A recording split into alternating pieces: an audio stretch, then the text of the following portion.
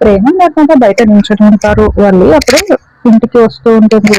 ఇంకా అలా వాళ్ళని చూసిన ప్రేమ నర్మద వల్లక్క అని పిలుస్తూ ఉంటే, వెళ్ళక తప్పుతుందా వస్తున్నా అనుకుంటూ మళ్ళీ ప్రేమ నర్మద వాళ్ళ దగ్గరికి వస్తుంది.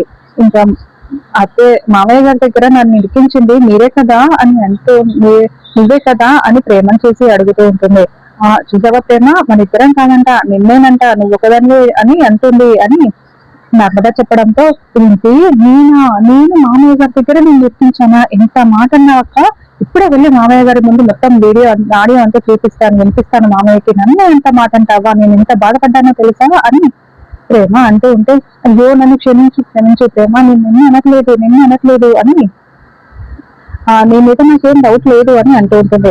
అంటే ప్రేమ మీద డౌట్ లేదంటే నాన్నే అనుమానిస్తున్నావా, అంటే నేను ఇప్పుడు వెళ్ళి మామయ్య గారికి చెప్పేస్తాను, నన్నే అనుమానిస్తావా అంటూ నర్మద మొహం మార్చుకుని చాలా సీరియస్ గా ఉంటే, అయ్యో రామ ఏంటి కర్మ అనుకుంటూ, మీ ఇద్దరు కాదు కానీ వాళ్ళిద్దరు చేతులు పట్టుకొని నన్ను క్షమించండి, నాకు ఎవరి మీద అనుమానం లేదు, మీ ఇద్దరు కాదు అని, మీ ఇద్దరు తప్పేం లేదు అని వాళ్ళు వేడుకుంటూ ఉంటుంది. ఇంకా నర్మద ప్రేమ ఇద్దరు చాలా నవ్వుకుంటూ ఉంటారు.